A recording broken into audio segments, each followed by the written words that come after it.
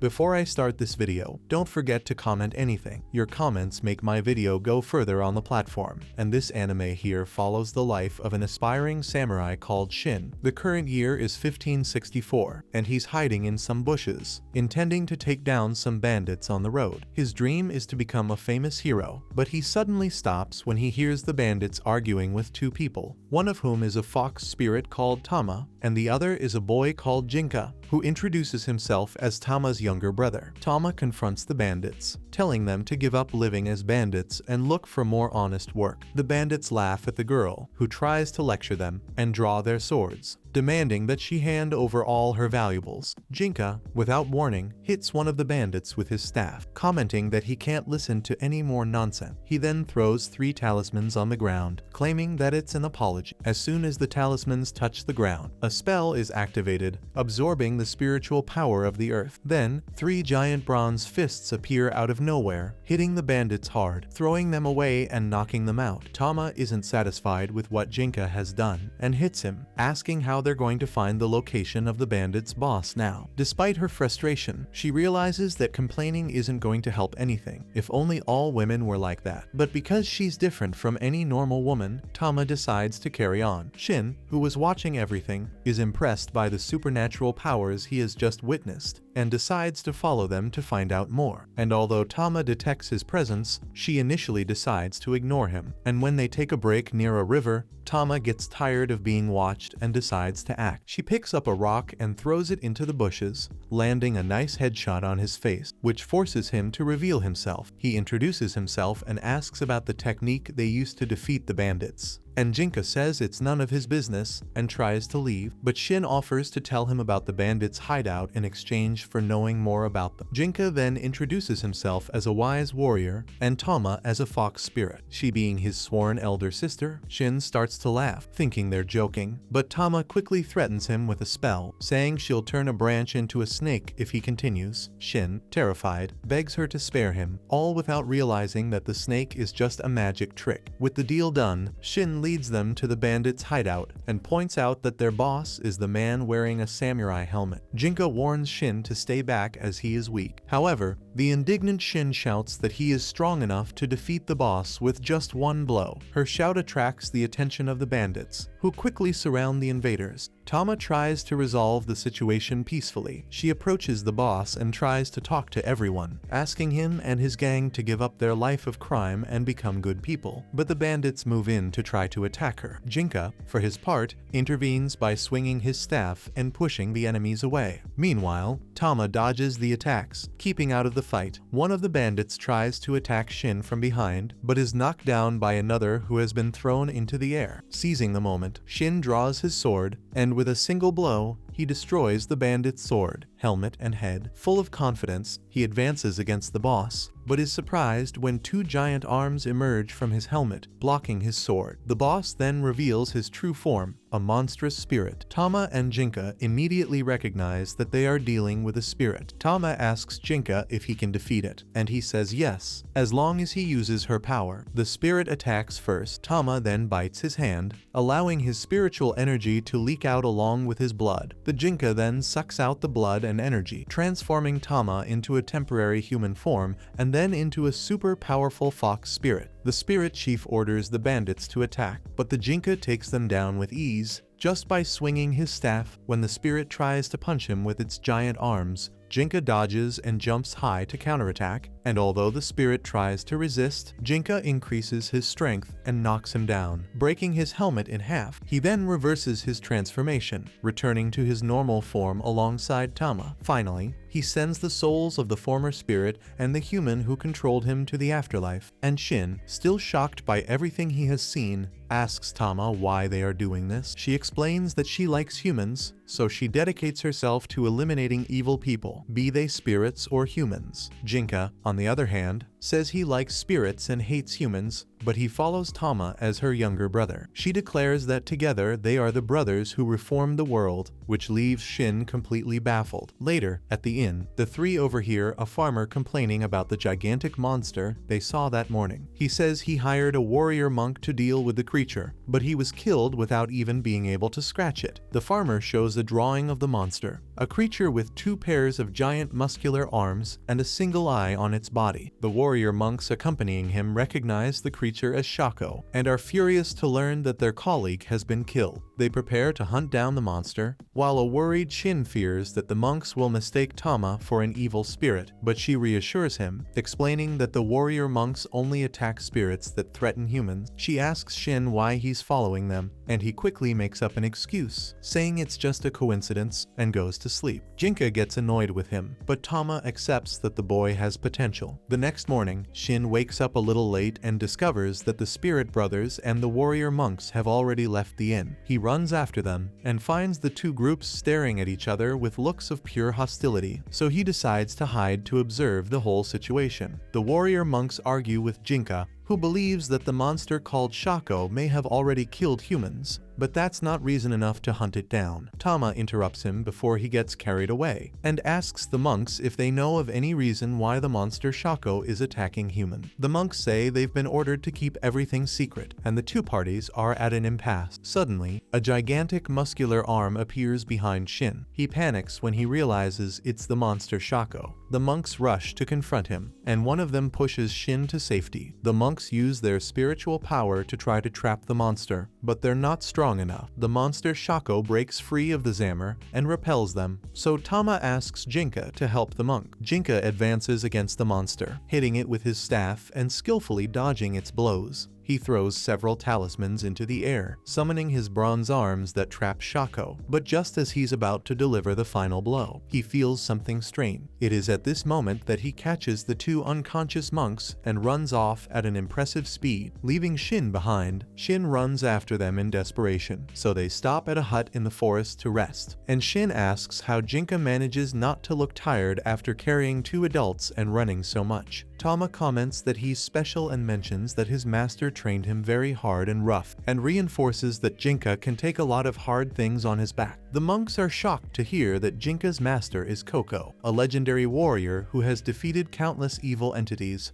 but Tama doesn't miss an opportunity and demands that the monks reveal everything they know about Shako. Inga, a senior monk, decides to tell the truth. He explains that Shako is a spiritually enhanced human created by the Dangai Temple. The temple was trying to transform humans with high spiritual potential into artificial spirits to increase their combat strength. But that monster, which originated in a grotto, ended up losing control, escaping and killing all the inhabitants of a village in revenge. Shin is furious to hear this, as he grew up believing that the weak don't deserve to live, and has vowed to become strong at any cost. He grabs Inga's collar, asking how they had the nerve to turn a grotto into a monster. The monks respond by saying that Shako was completely useless, and that the temple offered her a place to live, and now with hundreds of deaths in her name, they have no choice but to eliminate her. Tama intervenes, ordering Shin to stop, and tells the monks that she and Jinka have taken care of it. Inga didn't want to accept, but he eventually gave in, so the spirit brothers combine their powers to perform the spiritual transformation. Tama groans a little as Jinka absorbs her power, transforming into a super powerful fox spirit. At that moment, Shako appears, and Jinka immediately goes on the attack, and despite using his full strength, Jinka fails to cause significant damage, and Shako counters, throwing away the blow and preparing to fire a spirit cannon. Jinka reacts quickly, summoning a bronze punch that destroys Shako's attack, and even hits it in the process. The attack destroys Shako's monstrous parts, saving the human girl inside. The curious Shin approaches the girl, while the monks declare that they will take her back to the temple. The indignant Shin almost draws his sword against them, but Inga gives up, admitting that he doesn't stand a chance against Jinka. Tama checks that Shako is alright, and warns the monks that they will be punished for carrying out illegal human experiments.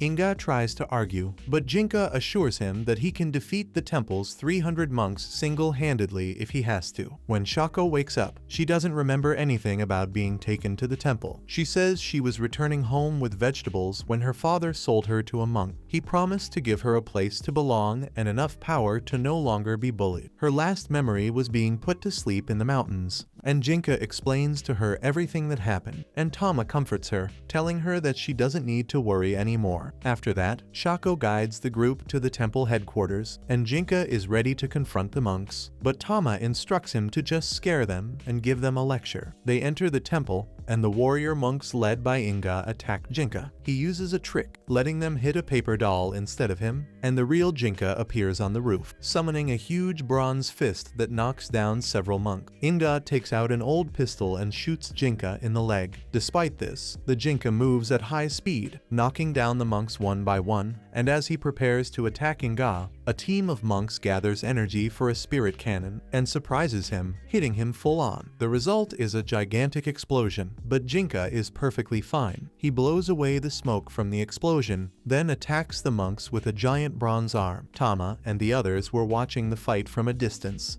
and she used her fox ears to realize that Jinka had already passed through the gate and entered the temple. Shin is curious because he thought she had turned human by giving her power to Jinka, and she shows him that she has 2 pairs of ears, including human ears and fox ears, which serve as a reminder not to forget who she really is. Meanwhile, Jinka was approaching the temple's secret laboratory when a group of senior priests arrived on the scene. The head priest, Yanzen, sees Jinka and is not happy that the monks at the entrance let a simple boy like him in. He doesn't plan to fight him, and instead sends another monk, who turns into a goblin. He leaps towards Jinka and grabs him. The goblin monk tries to strangle him, but Jinka turns one of his tails into a wooden arm and grabs him. He strangles the monstrous monk, but by now he has lost a lot of spiritual energy. Inga and her partner go there and ask Jinka why he's so keen to attack their lab, but Jinka realizes that they're just trying to buy time for the reinforcements to arrive. However, he also needs to rest, so he does their bidding. Jinka declares that he is there to steal their research material to perfect his master's spiritual transformation technique. He wants to become a true spirit,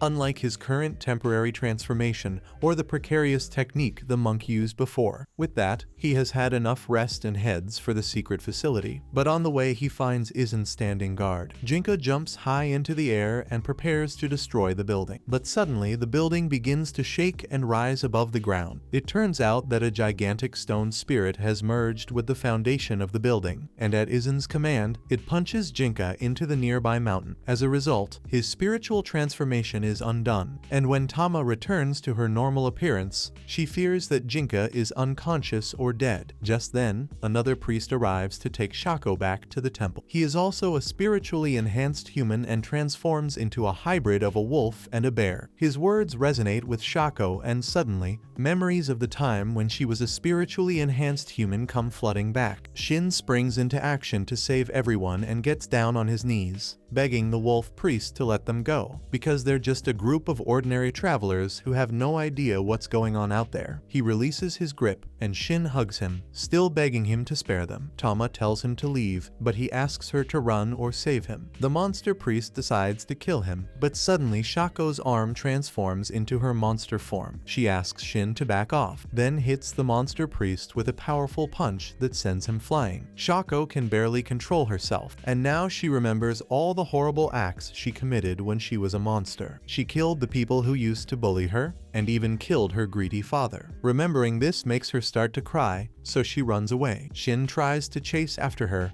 but Tama stops him, saying that it's better to let Shako deal with her painful memories in solitude. Nevertheless, Shin decides to help her and goes after her. After being left alone, Tama remembers the death of an old friend who taught her how fragile humans are and how it devastated her. On the other hand, Jinka is also dreaming about the past. When he was training with a legendary warrior, he had a furry monster as a friend and guardian who was killed by some human. Jinka was devastated when he heard this and discovered that the human who had dealt the final blow to his friend was still alive. Overcome by hatred and anger, he set out to seek revenge, and when he kills the man, his dream ends, and he wakes up in a small puddle. He finds a piece of cloth in front of him, and the sub-priest Yanzen speaks to him through it. He is impressed that Jinka has withstood a blow from the castle spirit, and promises that he will end his life soon. Back in the forest, Shin is looking for Shako, when he suddenly trips over a tree root and rolls to the edge of the cliff where Shako was sitting. She runs away as soon as she sees him, and asks him not to go near her because she's a monster and a murderer. Shin says she has nothing to do with it since things happened when she was out of control, but Shako calmly remembers that she took the Dark Underpriest's hand when he offered her power, and that's why she blames herself for everyone's death. But Shin asks her what's wrong with wanting power. Suddenly, the rock above his feet cracks, and he slips off the cliff. He holds on for dear life, and instead of helping him, Shako runs away. The rocks break even more, and Shin falls. Fortunately, the fall was short, so he didn't die. Tama arrives to check on him, and stops him from going after Shako again, and asks why he's so worried about her, and he remembers seeing her crying, and that gives him a certain pain in his chest, so he thinks she should never be alone again. He says that spirits like Tama can't understand a human's feeling, and starts to run after her, but she hits him with a stick, and says that Shako has gone to the other side, so they run after her together. On the other hand,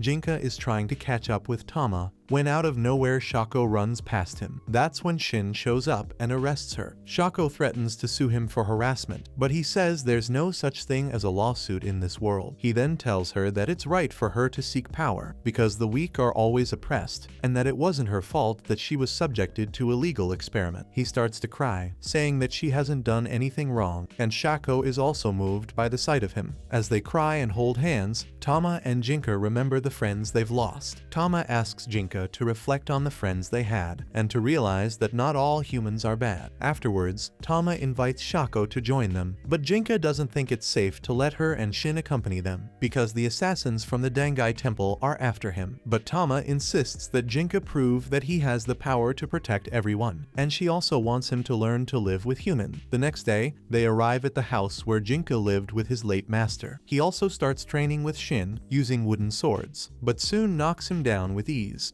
Meanwhile, Tama prepares a sleeveless dress for Shako, allowing her to transform her arms into their monstrous versions without difficulty. Later, while everyone is silent, a ghost-like spirit appears. He greets Tama and Jinka before informing them about an evil spirit that is demanding sacrifices from the villagers without offering anything in return. The ghost leaves after the warning, and Tama decides to go with Jinka to check out the evil spirit, leaving Shin and Shako behind to take care of everyday tasks. When they arrive in the village, they ask the locals to take them to the spirit's hiding place. The village chief believes that they will charge money for the service, but Tama replies firmly that they don't need payment. Instead, she suggests that the villagers be kind to them as a form of payment. The villagers then send a boy to accompany them to the spirit's hiding place. On the way, the boy throws a tantrum complaining that the spirit has eaten his mother and curses her for not getting there sooner. Tama, upon hearing this, slaps the boy and tells him that they are there to help, and if he has time to complain, he should work on becoming stronger. Soon, they arrive at the lake where the spirit lives, and the creature claims that it is eating the villagers in exchange for sparing the village from destruction. But Tama demands that he apologize or face the consequences. In response, the spirit spits a giant mud ball in her direction, and Tama doesn't even move. She just waits for Jinka to save her and the boy in time. Now he tells the spirit that no one else can save him, because he dared to attack his sister. The spirit, surprised, spits out the woman it had swallowed earlier, and luckily she is still alive, but the spirit uses her as a hostage to make sure Jinka doesn't attack him. Suddenly, the boy kneels down, begging the spirit to free his mother and take him hostage instead. Tama then turns to Jinka, saying that he must decide what to do. Jinka plans to ignore the hostage and eliminate the spirit, but hesitates when he sees the boy crying. However, out of nowhere, another person appears and cuts out the spirit, rescuing the woman. This person comments that the student of the legendary warrior is not what he expected. The man is a ragged samurai, who, after landing in front of Jinka and Tama, reveals that he is an assassin sent by the Dangai temple. He declares that he will take the mother and child hostage, forcing Jinka to fight for them. With no alternative, Jinka accepts the challenge. They then make their way to an open field, where the man introduces himself as Raidu, a mercenary who kills spirits and consumes them. Jinka, irritated, attacks immediately, but Raidu dodges easily and begins to float. The Jinka uses a fire fire spell to propel himself forward, and launches one of his best attacks. But Raidu counters with his magic sword that controls the flow of air, repelling Jinka with a strong blow of wind, and even blocking it with his bronze arm. Jinka can't hit Raidu, who also dodges attacks using water magic. After an intense exchange of blows, both are exhausted, and Raidu sheathes his magic sword, drawing his ordinary sword to show how dangerous humans can be. Jinka attacks angrily, but Raidu dodges every blow and counterattacks, forcing Jinka to retreat, now showing how immature he is. Jinka loses control of his emotion. He abandons his defense and tries a desperate attack, but Raidu completely dominates, putting his sword through Jinka's neck. Raidu stops before hurting him and says that he was lucky. Jinka falls to his knees in frustration, while Raidu taunts him, asking Tommy to knock some sense into him. On the way back, Jinka is clearly devastated by his defeat. The next day, he isolates himself by the river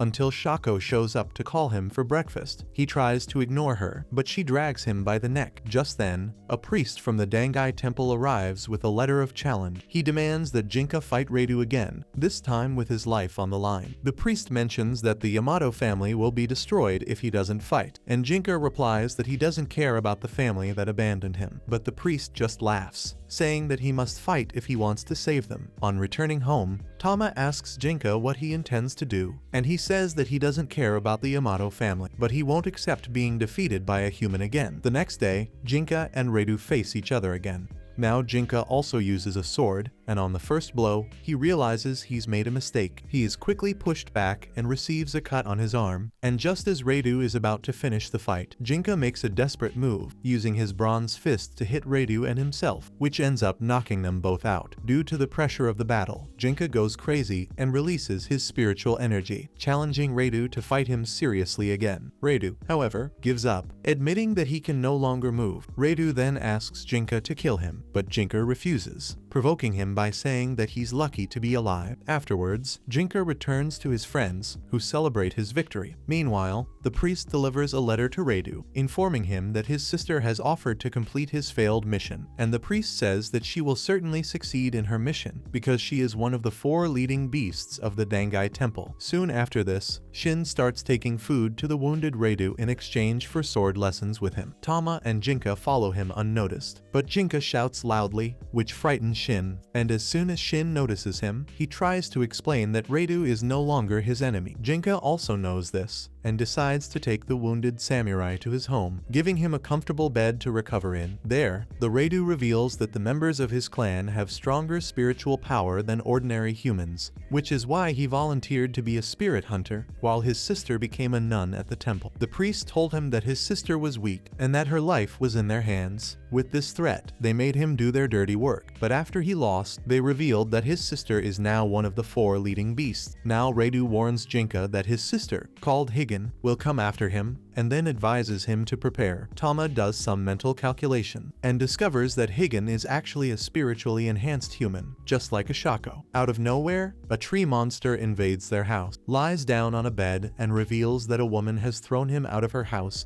and ordered him to send Jinka to her. Everyone immediately realizes that this woman must be Higan, and Jinka goes off in a rage to confront her. Raidu and a Shako also decide to accompany him, leaving Shin in charge of the house's spiritual guests. Jinka and the others reach the top of the hill, where Higan is waiting for them. She is happy to see that her brother is still alive, but Jinka interrupts the meeting and demands that she start the fight. Tama shares her power with him, allowing him to transform. In response, Higan lifts her skirt and begins her own transformation, and in place of her legs, a giant stone hand appears, and she promises to take her brother to a place where he can live in peace after fulfilling his mission. Jinka is now ready to face her, but a Shako gets ahead of him. A Shako introduces herself as Kagan, the spirit sealed inside a human girl, and calls Higan's spirit Sojin, asking if he doesn't recognize her. And it's at this moment that Tama and Jinka realize that the temple is creating spiritually enhanced humans by sealing spirits inside them. Jinka is furious to discover this, and plans to kill Higan, but a Shako insists on fighting alone. She advances against Higan, and blocks his giant stone finger with one hand, while launching a spirit cannon with the other. However, Higan uses talismans to defend defend herself and fires 4 spirit cannons at the same time. Shako dodges the giant blast, climbs onto the stone arm, and attacks Higan at close range. She almost breaks through the talisman barrier, but Higan's stone hand begins to behave strangely, forcing Shako to retreat. Meanwhile, Shin takes care of the tree spirit, feeding it worms. He goes out to get more, when out of nowhere he feels an intense pressure, and when he looks around, he sees a tall priest with white hair and a boy with a sinister look on his face. When he makes eye contact with the boy, Shin sees a river of blood and falls to his knees. The priest and the boy walk away, while the tree spirit warns Shin about the smell of a dragon, telling him to run and warn Jinka and the others to evacuate immediately. Shin runs to the top of the hill and transmits the warning. Jinka panics when he hears about a dragon and tries to flee, but an intense spiritual wave sweeps through the area. The priest of Anum appears before them and informs Higan that she will be executed for murdering a high-ranking government official. He disappears and instantly reappears in front of Higan, punching her until she faints. Everyone is shocked to see her dragon transformation. Inum is now back to normal and confronts Jinka with the intention of killing him. Jinka panics and orders everyone to disperse, arranging a meeting point in the Cave of Losers. He uses smoke bombs to blind Inum and himself, and Shin and Raidu attack the priest and dragon together. However, the boy senior runs through them all in an instant with his monstrous arm, only to discover that they were illusions created with paper dolls. While everyone gathers in the cave,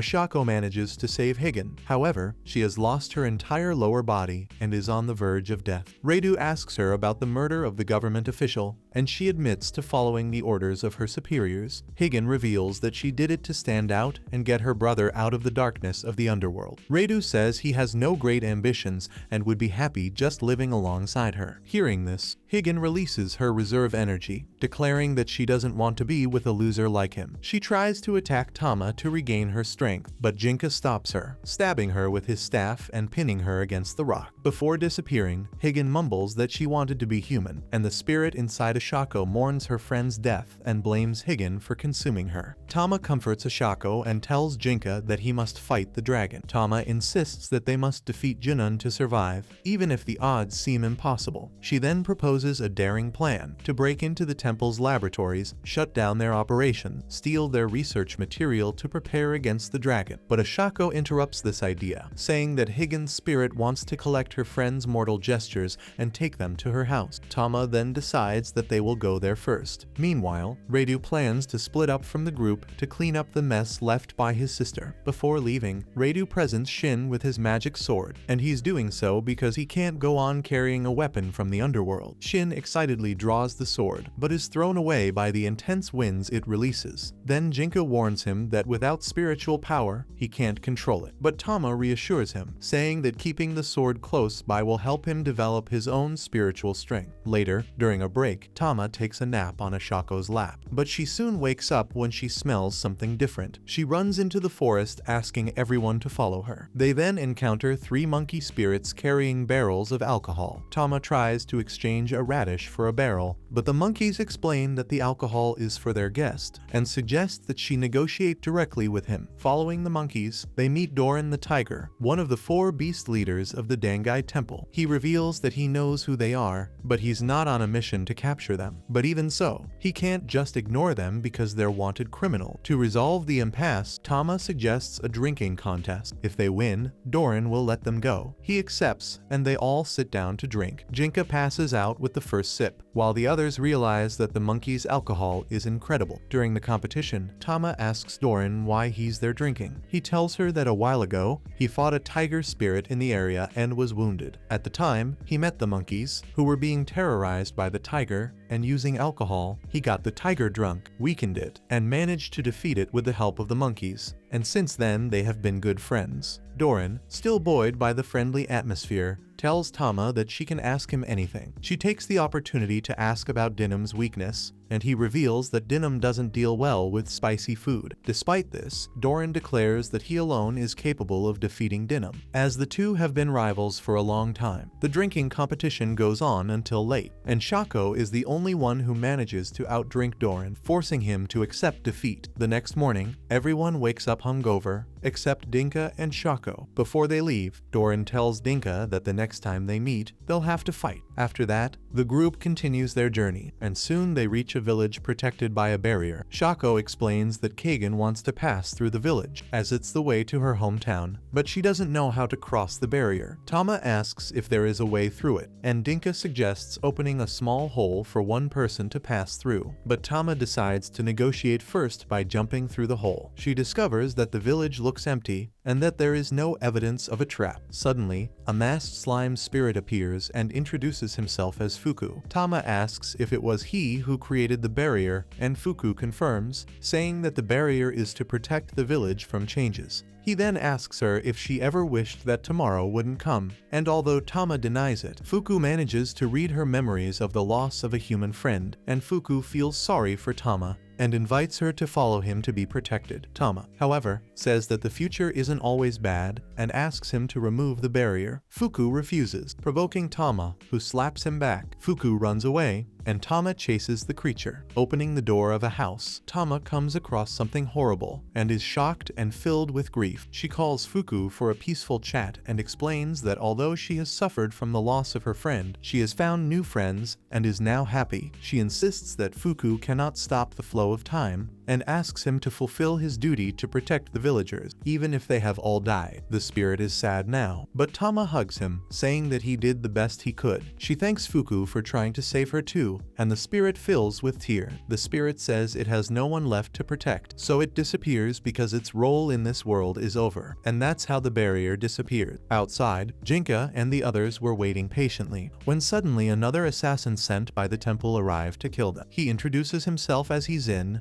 one of the 4 beast leaders. Hizin believes that Jinka can't transform with Tama around, so he's about to draw his sword, but Jinka forbids him. He vows to defeat Hizin without Tama's powers. Suddenly, the assassin takes out a sword from his magic pouch, given to him by Yanzen, and causes many blades to protrude from the sword to attack him with them. Suddenly, the barrier behind them disappears, distracting Jinka and giving Hizin a chance to hit him. However, Jinka returns to fight him after his spiritual transformation, and blows him away with a bronze fist attack. Tama then joins them and says that everything has been resolved peacefully. They must then return to their journey. Eventually, they reach a valley that Akagan claims is his village, but there doesn't seem to be any other form of life there. Suddenly, the walls of the valley begin to shake, and a giant face appears, welcoming Akagan into its home. They meet a variety of earth-type spirits, and while Zin does push-ups with baby stone spirits on his back, Tama comments that he's naturally getting involved with them. She tells Jinka that it's easy for humans and spirits to coexist, and asks him why he wants to become a spirit. He doesn't answer, but the reason he wants to become a spirit is so that he can increase his lifespan and be by Tama's side forever. While walking aimlessly, Jinka sees a pregnant woman in distress on the road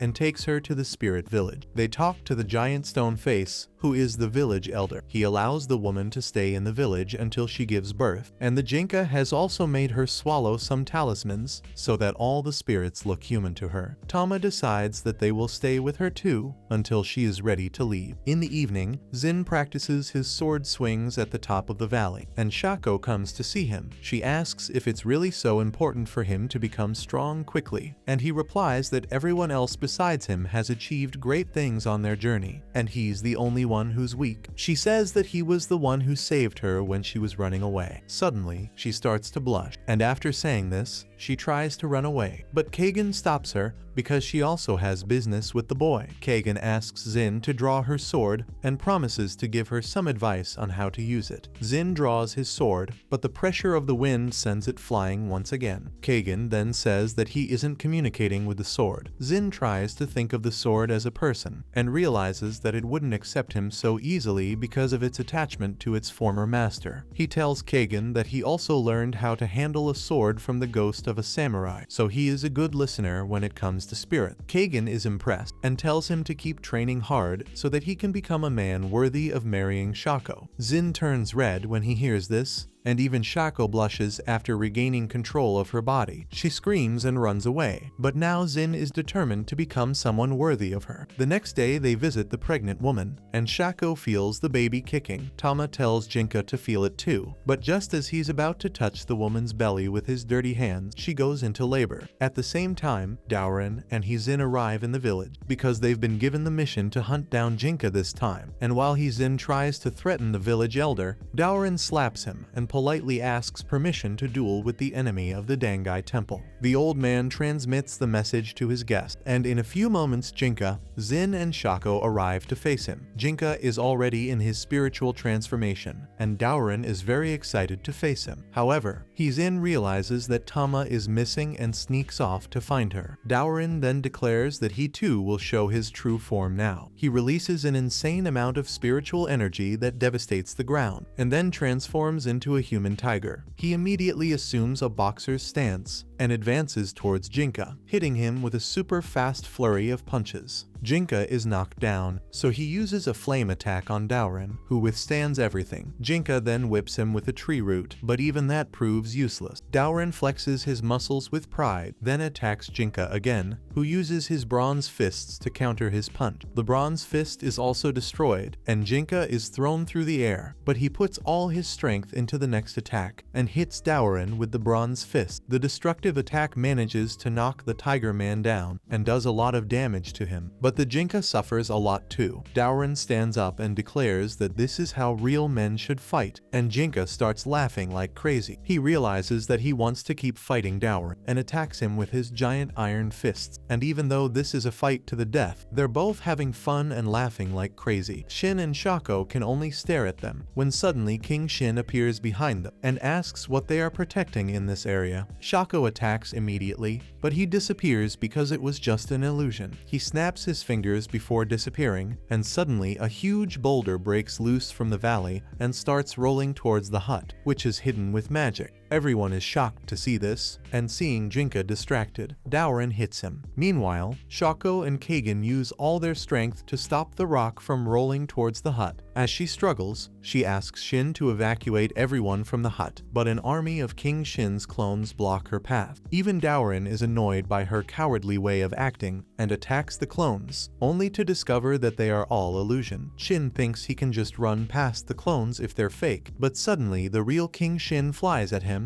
and hits Shako in the chest. Shin can't control his anger and draws his sword, but King Shin hits him with some explosive talisman. Shin looks at Shako, who is still holding the stone, even with the open wound in her chest, and she says she's fine because she's a monster. Shin asks for help, and Tama says that he needs to hold on just a little longer because the baby is about to be born. However, Shako and Kagan realize that they don't have much time left, but they don't regret it. Shako remembers the happy times she had with Tama, Jinka, and Shin, and just as she is about to die, she hears the cries of her newborn baby. She smiles, hoping that the baby will live and be happy, and uses all her remaining strength to ensure that the baby survives. With her spiritual power, she turns her whole body into a rock, firmly preventing the stone from rolling away. The talismans that controlled the rock disappear soon after, and everyone is safe, but Shin is completely devastated. On the other hand, King Shin is about to kill Jinka when suddenly Daorin attacks him.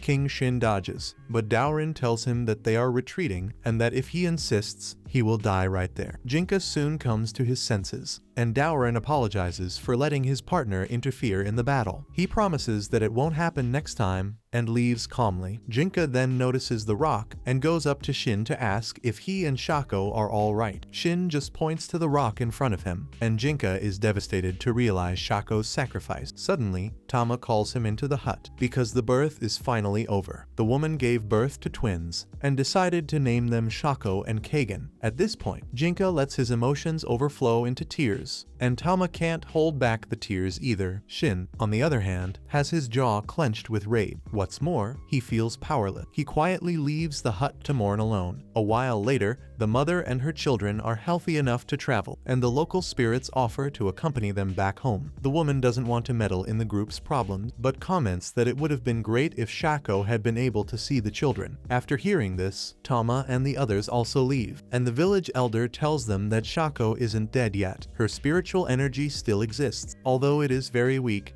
Maybe one day she can regain her strength and revive, but she could also end up becoming part of nature and lose her individuality. Later, we see everyone sitting in a hut, and Shin has changed drastically after losing Shako. He can communicate better with his magic sword, but at every moment he tells the sword to shut up, because soon he's going to use it to eliminate the monks of the Nangai temple. Suddenly, a spirit appears and Shin prepares to fight for no reason. Tama stops him and tells the spirit that she doesn't want to hurt him or his people. The spirit replies that if they want shelter, they shouldn't come to the village, but to a hut on the other side of the river, because it doesn't want to taint the village with the darkness that Shin carries. They rest in the hut, and Tama realizes that both Jinka and Shin have been destroyed by Shako's death. Jinka is still recovering, but Shin has lost himself in his rage, and she thinks this is not a good sign. Suddenly, she hears a boy talking to his sister outside. He complains that it's unfair for her to be sacrificed to the spirit to protect the village, but the girl replies that sacrificing a human every 4 years in exchange for total security is a very good deal. Hearing this, Shin gets up and leaves, determined to kill the spirit. Tama tries to stop him, saying that the terms of the agreement are acceptable and that the spirit actually protects the village. Shin grabs her collar, saying that it doesn't change the fact that he's devouring people. Jinka knocks him down for talking to Tama like that, but Shin just gets up and leaves, completely ignoring Tama's warning, who even throws a fake snake to scare him. However, Shin shouts at the snake and it breaks the illusion. Tama chases him, and instead of stopping him, she gives him some protective equipment that they received from the village of the stone spirits, and she also asks him not to die. Shin moves on and reaches the forest. There, he calls out to the spirit, confident that he can kill it with his magic sword. The spirit appears, but before Shin can react, he is stabbed and killed by Raisin. Shin tries to attack him, but he can't draw his magic sword, so he just uses a normal sword. Raisin dodges the attack and knocks him down with the wind pressure of his sword blow. Raisin decides to finish off Shin, who is unconscious, but in fact Shin is inside the magic sword's mental realm. The spirit of the sword asks him to surrender, so that it can take control of his body and destroy everything. But Shin simply tells the spirit to shut up, because it's just a sword, and he's the one who controls it. He then sticks his hand in the spirit's mouth, demanding all its power, and in the real world Raisin is about to stab him, when suddenly Shin wakes up and slashes his arm. He then declares that this is the beginning of his revenge against the Dangai temple, but Raisin uses his special abilities to regenerate his arm instantly. He rips off his mask, revealing a very ugly face, and fires a spirit cannon at Shin,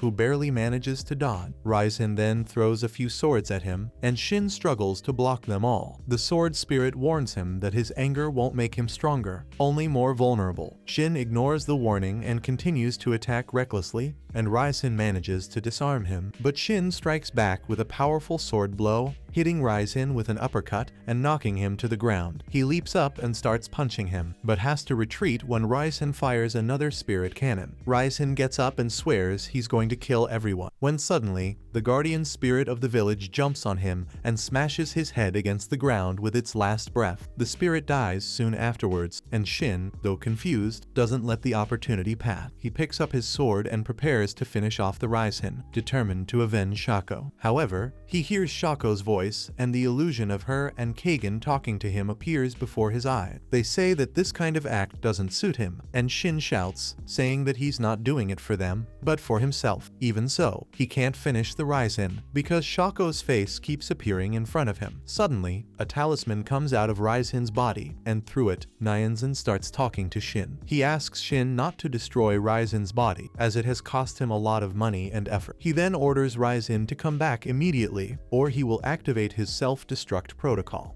Shin and Raisin exchange glances and declare that the fight isn't over yet. But before Shin can do anything, Raisin throws a smoke bomb and disappears. Later, Shin returns to the village, still confused about his own goal of becoming stronger. A villager approaches him and asks if he was the one who killed the guardian spirit. The man laments that the village is doomed, but Shin replies that the villagers should protect it on their own, rather than relying on others to do the dirty work. The villager complains that no one there knows how to hold a sword, sword, and Shin angrily tells him to die if he can't become stronger. Even talking to Nereza, he is still lost, not knowing what exactly to do with his own life. He crosses the bridge and finds his friends waiting for him. They decide to leave the village quickly, before the villagers turn against them. But before leaving, the girl Shin saved from being sacrificed thanks him. At night, Tama asks Shin what he's going to do now, and he replies that he's going to become strong enough to avenge Shako and make sure that the monks of the Dangai temple don't ruin anyone else's life. Later, while Tama and Jinka sleep, Shin continues practicing his sword stroke without resting. The next day, they arrive in a spooky valley where two giant spirits called Tengo appear to welcome them, along with their boss, a very seductive woman. She says she has learned that the Tenjin group is an enemy of the Dangai temple and says she is interested in becoming their ally. The woman invites the group to follow her and on the way introduces herself as a mountain goddess. She says she wants to take them to a safe place where they can relax and hide from the Dangai dragon man. Shin asks if it isn't dangerous for her to walk around without a bodyguard, but the goddess replies that she doesn't need protection. She says that Jinka, with his fairy eyes, should be able to sense this, but Jinka doesn't seem to care and doesn't even realize how strong she is. The mountain goddess then takes them to her hiding place, a cave in the mountains full of glittering crystal pillars. Meanwhile, in another part of the valley, the dragon priest Jin-un and his assistant Senya arrive at the entrance and ask the Tengu guards for passage. They refuse, claiming that they have orders from their master to stop intruders, but Jin-un doesn't intend to back down either. He orders Senya to fight the guards, and the boy turns his arms into sharp weapons,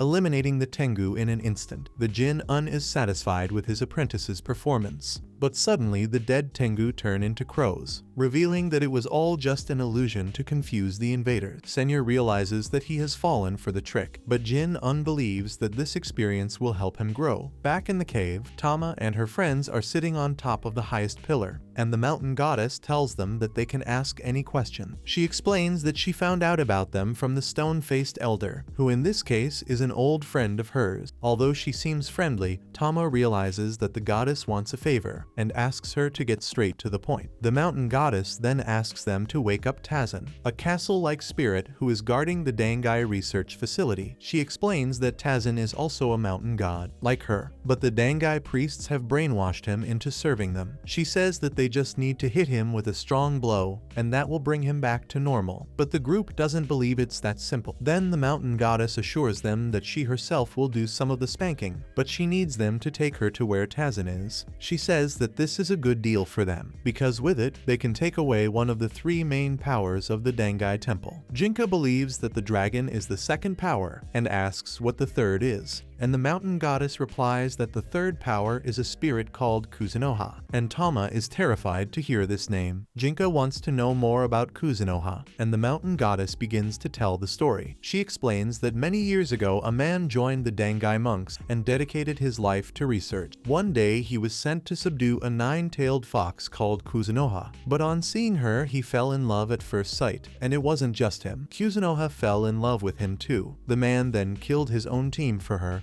and the two became a couple. That monk was Yanzan, who is now the head priest of the Dangai temple. Tama is completely shocked by this story, and when Shin and Jinka look at her, she is embarrassed and reveals that Kuzunoha is actually her mother, which means that Yanzan is her stepfather. The mountain goddess tells a story, saying that Yanzan claimed that Kuzunoha was defeated in battle, but in fact he hid her, and spent years researching ways to turn spirits into humans. Everyone realizes that the spiritually enhanced humans are just failed prototypes of Yanzan's experiments, and this makes Shin swear to kill him. Tama agrees, and says that her mother was always a fool when she fell in love, so they should be prepared to face her too. Suddenly, a flock of crows flies towards them. A girl jumps over them and lands on Shin's head. She warns the mountain goddess that the dragon man is meditating to break the spell she put on him to confuse him. Shin attacks the girl for not apologizing to him, but when she turns around, she sees Jinka and falls in love with him. Jinka rejects her on the spot, saying that she's human and that he only likes monster girls, and he also asks what she's doing there. And the mountain goddess explains that she met a girl one day and decided to adopt her. She introduces the girl as Rinzu, her assistant and apprentice.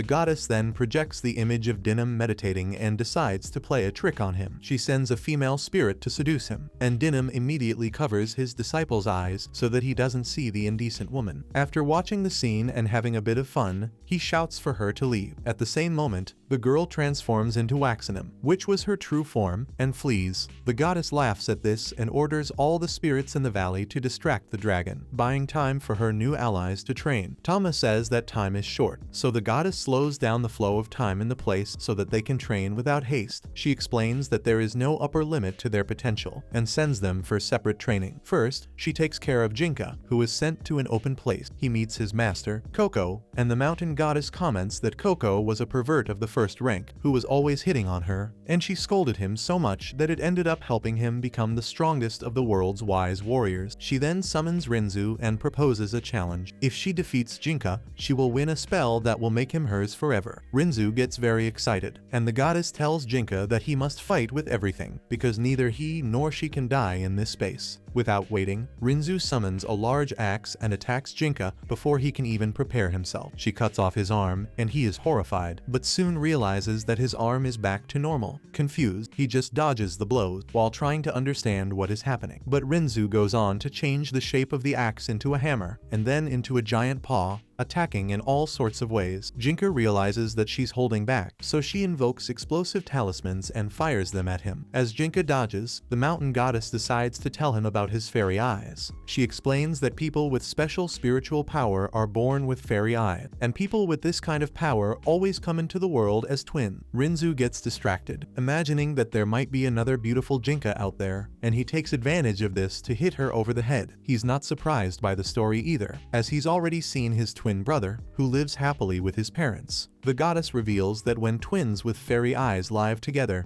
evil spirits surround them, which is why Master Koko suggested that his parents send him to her. Jinka screams, asking why he had to be sent away and live a life of hardship, while his brother lived comfortably. The goddess just laughs, saying that his reaction is proof that he is still human. She feels sorry for him and comments that his existence is really unhappy. But Jinka retorts, saying that despite the difficulties, he has also had happy time, so he doesn't consider himself unhappy. Suddenly, something inside him breaks, and he sees the goddess covered in an intense spiritual aura. She congratulates him on finally accepting his place in the world, and that was the key to breaking the silo of his fairy eyes. Now Jinka can see everyone's spiritual energy, including Rinzu. He realizes that her explosive talismans have almost no power, and he doesn't even need to dodge anymore. He also perceives his own aura, so he understands that what he is seeing is people's souls, and that there is no difference between humans and spirit. Rinzu continues to attack, but he simply holds her hands and asks her to surrender. She surrenders immediately, clings to him and smiles. The mountain goddess tells him that he has passed the test, but he still has more training ahead of him. Meanwhile, Tama's test involves honing her spiritual power to walk across a lake. The mountain goddess creates a clone to distract her, causing her to lose focus. On the other hand, Shin comes across a huge rock blocking his path. He tries to cut through it with the power of his magic sword, but it doesn't work, so he decides to use the wind to fly past the rock. But at that moment, the sky opens up, and he returns to the real world, with the goddess's clone attached to him. She comments that despite appearing to be the most inattentive of the group, he was the first to pass the test, and with no preparation for landing, they fall into the forest, where they find Xenia playing with a toy left by a spirit to distract him. Shin tries to use the power of his sword to cushion his fall, but still ends up colliding with Xenia. When the dust settles, he finds himself with a sword pointed at Xenia's neck. Shin panics, but a clone of the goddess tells him that this is a once-in-a-lifetime opportunity. She explains that the dragon's discipline is much stronger than his, and that he's only just beginning. She asks Shin to kill Xenia, and even Xenia himself agrees, but Shin asks them to shut up. But the clone insists that if he lets the boy go, he will destroy him in an instant, and one day he will become stronger than a dragon. She sees the thousands of spirits trapped in Xenia's body, giving her the potential to become a true demon. Horrified, Shin starts crying at the fact that the temple didn't spare a boy and turned him into a monster. Xenia gets up and turns his hand into a weapon, and Shin just asks him to be quick. Xenia swings his arm, but doesn't hurt Shin. Instead, he smashes the toy he was playing with and curses his situation and runs away. The clone praises Shin as the man who let the future spirit king live, and says that they must return to their training, while the mountain goddess says that to finish his training, Jinka must fight the dragon.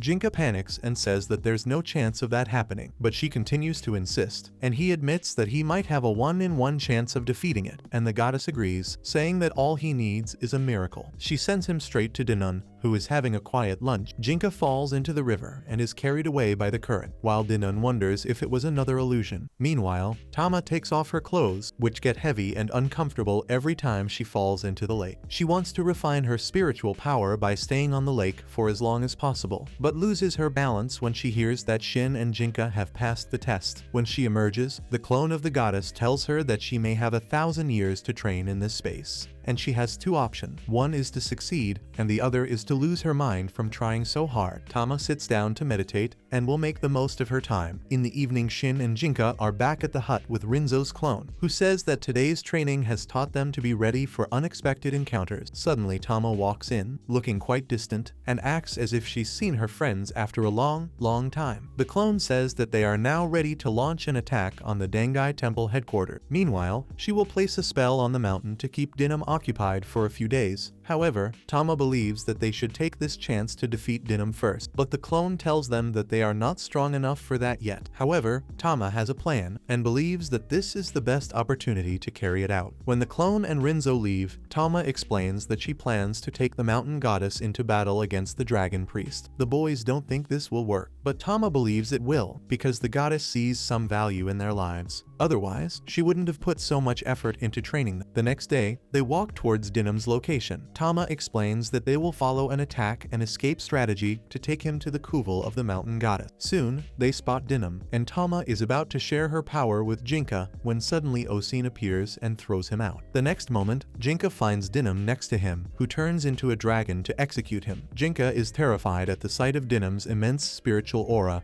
and thinks the fight will be over. However, Dinam misses the first attack because the ground is more fragile than he expected. He attacks again, but by a stroke of luck, the ground beneath his feet collapses, and Jinka dodges that attack too. Tama and Shin can only watch him survive, while Senya holds them hostage. On the ground, Jinka remembers what the goddess told him about performing the miracle that will allow him to defeat the dragon, and starts laughing like crazy. Dinun is surprised by his sudden laughter, but attacks him anyway. However, all he hits is a paper doll, so the Jinka uses his talismans to send swords in his direction. Dinun smashes them all with one kick, and realizes that the Jinka behind him is just an illusion. He thinks the Jinka will attack him from the sky, but this is also a hoax, and the real Jinka appears next to Tama and takes her away. He drinks her blood and turns into a spirit. This time he has 5 tails instead of 4, because Tama has increased her spiritual capacity after meditating for 10 years in the strange space. Tama watches Jinka face the dragon and wonders if he can master the technique that comes with the 5th tail. Jinka realizes that he has 3 times more power than before, but it's still not enough to defeat Dinun. Dinun gives him the chance to strike first, and Jinka turns his 5th tail into a giant sword to attack him. Dinun dodges easily, but finds that Jinka is no longer in front of him. He used the giant sword as a distraction to sneak up behind the dragon man, and there he used his finishing move, which combines the power of the 5 elements. Jinka sends the giant ball full of explosive spiritual energy towards Dinun, who sends an explosion with his dark spiritual energy, thus rebounding the attack. When the smoke clears, we see that Jinka and Dinun have lost an arm. Jinka is bleeding profusely and is afraid of dying because of it. This fear forces his hidden power, and a 6th tail made of lightning manifests on his body. Dinun realizes that he is too dangerous to be left alone, and leaps high into the sky to finish the Jinka off with his finishing kick. The Jinka also launches his lightning bolt towards him, but before they can face each other, a clone of the mountain goddess appears between them and stops them from fighting. With just a flick of her finger, she presses down on Jinka and summons a hill and some sturdy vines to trap Dinun. She tells them to slow down their attacks, or they'll end up damaging her mountain. Senya is shocked that she stopped her master's final attack so easily, and Shin thinks that Tama's plan has worked, and that they've managed to bring the mountain goddess into the battle. She understands this too, and tells Jinka that they've already made her understand, but then shows her dark side, and says that dragging her her into this fight will cost them dearly. At that moment, Dunan unleashes his power and destroys the hill that was holding him. The clone of the goddess tells him that he can't win a fight against her,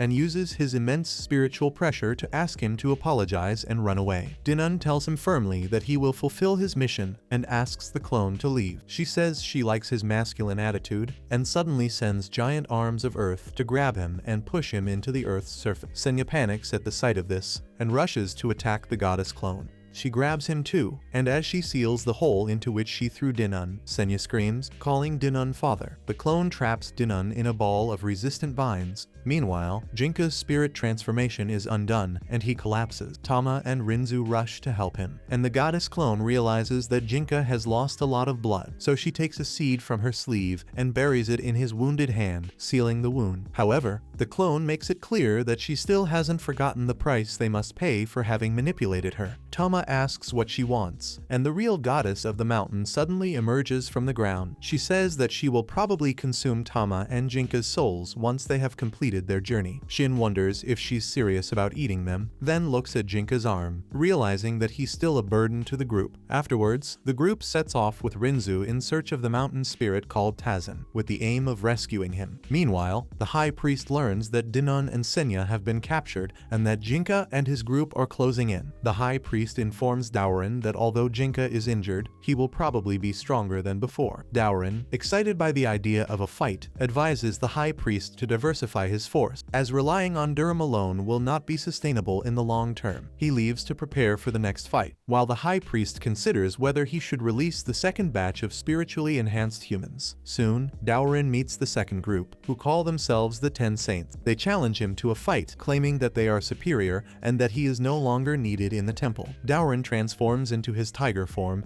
and the 10 Saints assume their bestial forms. But Daorin defeats them in a few minutes and complains that the new generation is too weak. Meanwhile, Jinka finally wakes up after being unconscious since his battle with Dunan. He seems sad to have lost an arm, but surprises everyone by hugging Tama and saying that her plan worked. He feels relieved that they got Dunan out of the way at the cost of just one arm. Tama, however, doesn't have the heart to tell her that the mountain goddess wants to devour her soul. Rinzo thinks her attitude is masculine, but Jinka can't even remember her name. Shin is baffled by how Jinka can laugh even after losing an arm, but Tama explains that they have no choice but to accept. She asks Shin to smile too, but he declares that he has no right to smile since he couldn't save Shako. Tama tries to console him, saying that Shako could still come back to life in a few centuries, and Shin agrees that that would be very nice and leave. Just then, Jinka asks him to buy some cookies on the way. Jinka comments that despite having lost his arm, he feels he's in his best shape. Tama agrees and says that they will resume their journey the next day. The next morning, Rinzo hands out talismans to the group, asking them to write their names on them. She explains that this will allow her to use her summoning technique to call them in times of need. Jinka doubts her ability,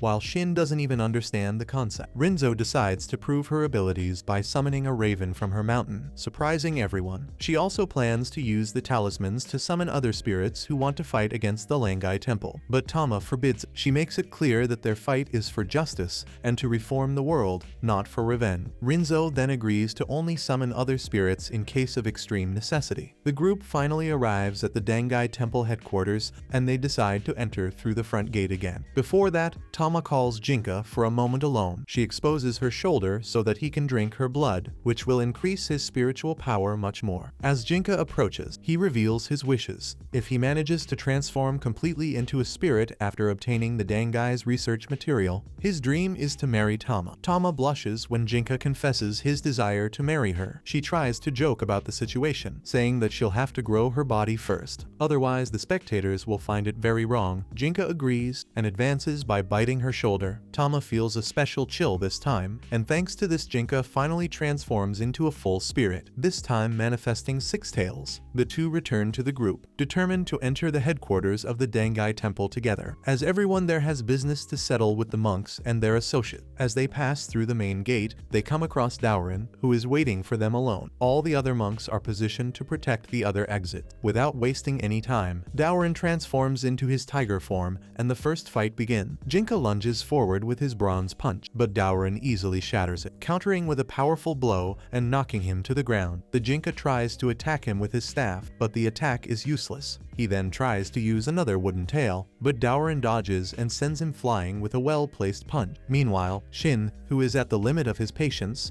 notices a clone of King Shin sneaking through the shadows. Without hesitation, he draws his sword and strikes it, eliminating the clone instantly. From afar, the real King Shin laughs and teases Shin, inviting him to join him in a fight. He quickly leaves, and Tama asks Shin not to shout for help if he's in danger. Back in the main battle, Jinka tries to use his lightning tail to attack Daorin, but fails by mischanneling his spiritual energy, giving Daorin a chance to counterattack. The two continue to exchange blows, while Daorin reflects on his old fears of becoming an inferior fighter.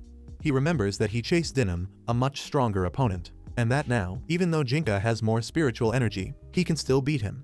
Jinka, lying on the ground, realizes that he has overestimated his own abilities, but gets up with renewed determination. Jinka decides to perform a real miracle, invoking the techniques of all his tails simultaneously to attack Daorin. Despite this, Daorin manages to push him away, but Jinka laughs, saying that he is beginning to understand his opponent's movements. With the help of his fairy eyes, he is now able to predict Daorin's next blows, precisely observing where his spiritual energy accumulates. When Daorin tries to attack him again, Jinka feels something unusual. A ball of spiritual energy appears where his destroyed left hand used to be, and at just the right moment he unleashes a juice with this new energy hand, hitting Daorin and sending him flying. Tama is shocked by the scene, while Rinzu believes that this is the result of the power of the seed that the mountain goddess planted in his arm. Daorin laughs, saying that he felt the impact of the blow, but warns that the fight from now on will be special. He concentrates his spiritual energy in his fists, and suddenly dozens of spiritual orbs appear around him, forming a terrifying spectacle. Meanwhile, Shin continues to follow King Shin, managing to cut open a bag he was carrying, but the bag explodes, revealing it to be a fake trap. King Shin continues to tease and lead Shin into a cave lit by candles. As he progresses, the cave becomes more and more sophisticated, until it looks like a complete installation. Shin encounters a wounded monk on the way and, overcome with rage, attacks him. But the monk turns out to be one of the 10 saints and transforms to block the attack. The monk asks him how Shin managed to break into the heart of the laboratory, but Shin ignores him, saying he only wants King Shin. Suddenly, the monk is stabbed in the heart by a giant blade. Behind him is King Shin, who transforms into a gigantic creature. Shin dodges the harpoon fired by King Shin, but barely has time to recover before he is faced with cannons aimed directly at him. King Shin fires his spirit cannons, and Shin uses his sword's wind magic to cling to the wall and dodge the attacks, then punches King Shin in the face. This enrages his opponent, who attacks again, but Shin floats in the air, dodging nimbly. In an unexpected move, Shin changes strategy and starts running away, forcing King Shin to follow him. Meanwhile, in the main temple, Jinka is in a fierce fight against Daorin, who hits him with a series of incredibly fast punches. And even though he tries to protect himself with his bronze fists, Jinka is knocked out instantly. But thanks to his impressive willpower, he gets up, and Daorin recognizes his courage, and explains that his technique distorts space-time, which allows him to deliver hundreds of blows in a single second. He also reveals that this is only the initial phase of his technique, and he still plans to develop it further. Jinka, still dizzy from the blows, realizes that his left hand, now made up of spiritual energy, can help him calm his mind. He shocks everyone by shoving this energy hand into his own brain, unlocking a new level of power. He manifests a seventh tail, made of a windstorm. The fight resumes, and Jinka uses his new tail to increase his speed, hitting Daorin before he can react. The confident Daorin says that the same technique doesn't work twice against him, and in response, the Jinka combines the 5 elements in his final attack. He surrounds Daorin with lightning and wind attacks and tries to limit him. Despite this, Daorin relies on his own speed to escape and attack Jinka, and just as he is about to hit him, several mysterious figures appear behind them, interrupting the fight. Confused, Daorin and Jinka stop, and the next instant Daorin is hit by Jinka's powerful spirit bomb. Tama runs up to Jinka, asking if he saw the strange figures, and he confirms it. But before they can understand what has happened, Daorin emerges from the smoke, covered in wounds. He accepts his defeat, offering his head to Jinka, but Tama intervenes, saying that there's no need for anyone to kill anyone anymore. Daorin admits that he had a great time, and then collapses. Watching from afar, Yanzang is shocked to see that Daorin has been defeated, and panics, saying that he needs to run away, and the person next to him just laughs at him. Meanwhile, Shin deals with King Shin in a room full of pillars. He uses these pillars to dodge King Shin's attacks, while debating with his magic sword, which suggests taking him into open spaces to unleash its full power. Distracted by the conversation, Shin is almost hit by King Shin's spirit cannons. The magic sword then decides to act, charging Shin with its will and making King Shin open a hole in the ceiling. The sword makes Shin fly out, but King Shin follows him using jet thrusters in his mechanical armor. In heaven, the fight continues. Shin and King Shin exchange blows with their swords, and the magic sword becomes philosophical, asking Shin to look to the sky and free himself from his earthly desires. Inspired, Shin concentrates all his power into a single attack. So he cuts up King Shin and his mechanical armor, splitting them in half, but King Shin survives among the wreckage. He tries one last attack, but Shin disarms him, and the two start exchanging juices. Shin finally lands a devastating blow, destroying the artificial body of King Shin, who loses consciousness forever. Shin falls to his knees and screams as he realizes that King Shin is dead. Meanwhile, Jinka approaches his magic sword, now conscious and transformed into a spirit. Tama suggests that Shin go home and rest, but he refuses, saying that he won't rest as long as the monsters who created the spiritually enhanced humans continue to exist. As they walk, Shin asks Jinka if he still wants to become a spirit, and they both agree that inside, spirits and humans are the same. Jinka mentions that he has found a way to transform his body into a spirit, but Tama forbids him from doing anything that involves modifying his brain. The two stare at each other intensely, but are interrupted when the ground begins to shake. Rinzu sends her raven to explore the area, and the raven discovers something worrying the mountain god. Tazin has awakened. The huge walking fortress is fast approaching, which is a great danger to them all. Without wasting any time, Rinzu decides to invoke the mountain goddess, hoping that she can put things in order, but to everyone's surprise, the invocation doesn't seem to work, and Tazin tries to crush them with his giant step. The group flees, and Rinzu reassures them, explaining that a being as powerful as the mountain goddess takes time to manifest. Fortunately, the goddess appears, bringing with her an entire mountain, yes, a mountain with legs. The goddess looks at Tazin and declares that it's time for him to rest. Then with a single blow, she strikes him down. The gigantic fortress falls to the ground, and inside it Yazen and Kuzunoha are completely terrified. She talks to Yazen and tells him that he now has only one option. She exposes her shoulder, and Yazen bites her without hesitation. At that moment, a golden light begins to radiate from the ruined fortress, and Jinka soon notices a familiar sensation. Yazen emerges from the fortress, transformed into a nine-tailed fox spirit, carrying Kuzunoha in his arms. Tama watches the scene, and at the same time, Jinka tells her to go ahead. They fly towards Yazen and Kuzunoha, while Shin also prepares to act. Hinzo seizes the moment and asks Shin to take her along, and in the midst of the chaos, Yazen asks Kuzunoha who Tama's father is. Kuzunoha, with an enigmatic smile, answers him with a question, asking if he really wants to know. Yazen decides to drop the subject, and suggests that they concentrate their efforts on escaping, especially with the mountain goddess before them. But the goddess doesn't intend to let them go unpunished. She fires pine trees like missiles, which explode when they hit their target. Yazen creates a powerful metal barrier to block the attack, proclaiming that human knowledge can overcome monsters like the goddess. The provocation infuriates the goddess even more, who sets the whole mountain ablaze with intense flame. Seeing that the situation is untenable, Yazen and Kuzunoha immediately flee. Tama, however, doesn't want to let them get away. She asks Jinka to throw her in their direction. He obeys, using his bronze fist to propel her, and so Tama hits Kuzunoha with a direct kick to the face. Jinka also reaches Yazen, and unleashes his tails to attack him, but Yazen, now in his fox form, neutralizes his attacks with ease. He uses two of his remaining tails to counterattack, and Jinka can barely defend himself with his staff. At this point, the mountain goddess decides to interrupt her own attack to avoid putting her apprentice at risk. Yazen then turns his attention to Tama, irritated by the blow she has dealt his beloved. Tama, however, tells him to shut up, saying that this is strictly a family matter. Tama confronts her mother about her choices, and Yazen, wanting to intervene,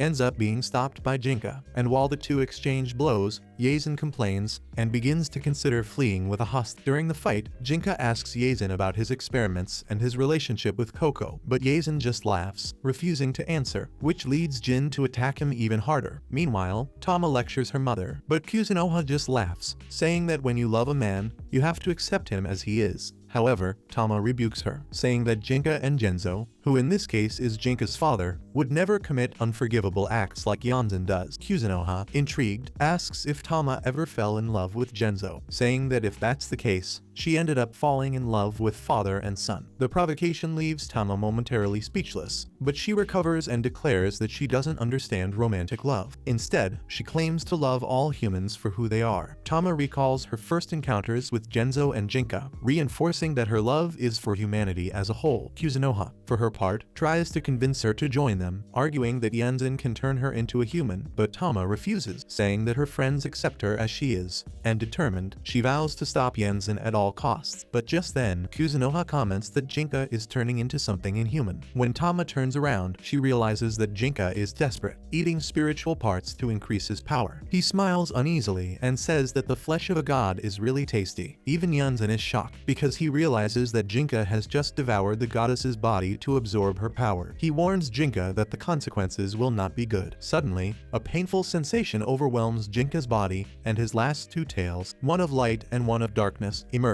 Yanzen warns Jinka that he is entering dangerous territory, and that at this rate he won't remain human for long. The two begin an intense battle, and they move so fast towards the others that it's only possible to see the trails of light cutting through the air. Jinka seems to have the upper hand, and manages to push Yanzen back, but his sanity is crumbling in the process. Still, when Tama calls his name, he regains consciousness for a moment. Seeing the opening, Yanzen tries to hypnotize him and counterattack. However, Jinka loses control again and advances. It's at this moment that Yanzen reveals a summoning talisman, and just as Jinka is about to hit him, Tama appears in front of the attack and is pierced. But it's all just an illusion, and Kuzunoha kidnaps the real Tama and disappears. Jinka, believing he has killed Tama, is consumed by a pain so intense that he radiates a very dark energy and screams in agony. He lunges at Yanzen, completely enraged, but before he can hit him, something happens and Jinka finds himself trapped in his own mind, confused and screaming. While his uncontrolled body continues to fight Yanzen in the air, Kuzunoha holds Tama hostage as she watches the scene and laughs, commenting that Jinka has become something completely inhuman. Shin realizes that Tama is missing, and deduces that Kuzunoha has taken her. He asks Rinzu to find her, while he decides to support Jinka in the fight. Rinzu tries to stop him, saying it's suicide, but Shin is determined to make Yanzen pay for his crimes. Meanwhile, Yanzen uses illusions to surround the furious Jinka, attacking him from all sides. Trapped in his mind, Jinka realizes that the Tama he killed was just an illusion, but the pain of that moment has made him lose control. He tries to come to his senses, but Yanzen manipulates him, guiding him towards the mountain goddess. Yanzen plans to use Jin as a distraction to escape, and when Jinka advances to attack Yanzen, Shin appears by surprise and manages to wound him with a deep cut, but also injures himself in the process. Shin falls to the ground, badly injured, and Jinka, seeing Shin bleeding, feels something inside him break. He lies still for a moment, and then the energy of the forest begins to flow towards him. The mountain goddess panics when she sees this, and orders her crows to retrieve Rinzu immediately. She decides that they need to get out of there before the Jinka drains all the life force from the area. Kuzunoha is also shocked by the sight, and distracted, she loosens her grip on Tama, who takes advantage of it to run towards Jinka. The goddess realizes that Yanzen's body that Jinka consumed, with some remnants of her power, is acting as a catalyst, allowing him to absorb the power of the forest and the mountain. She declares that Jinka is becoming a divine beast, something even more powerful than a nine-tailed fox, and that he will destroy everything before he dies. The Jinka's tails infuse into one, while the surrounding trees wither and die. It transforms into a monstrous beast with dozens of tails. At that moment, Tama's spiritual powers return to her, causing her to grow rapidly. The now out-of-control Jinka advances against Rinzu and the crows. The mountain goddess uses her power to save Rinzu, teleporting her along with the whole mountain. Meanwhile, 5 mysterious figures appear in the sky and freeze time. The goddess, confused, feels that these presences are weak, but she can't ignore them. Everything is frozen, but Jinka, in his bestial form, manages to grab one of the mysterious figures, ready to devour it. Just then, Tama intervenes and kicks him in the face, ordering him to stop this madness. Jinka grabs her by the neck, and the conscious part of him screams at his mind to stop. Tama stares at him and says something very funny, saying that he's beautiful, even while strangling her. Her words make Jinka regain some control. He lets go of Tama, who hugs him and reminds him of his words about marrying her when he became a spirit. She says she was happy to hear that, and with tears in her eyes she kisses him. him. However, Tama senses Hinzo summoning her with the talisman she had received. Even against her choice, she is pulled away with Shin, disappearing in front of Jinka. It's at that moment that her energy blast hits, devastating the entire area and even destroying the mountain goddess's transmission dummy. Days later, Shin is still recovering from his injuries, and determined, Tama sets off on a journey to find Jinka.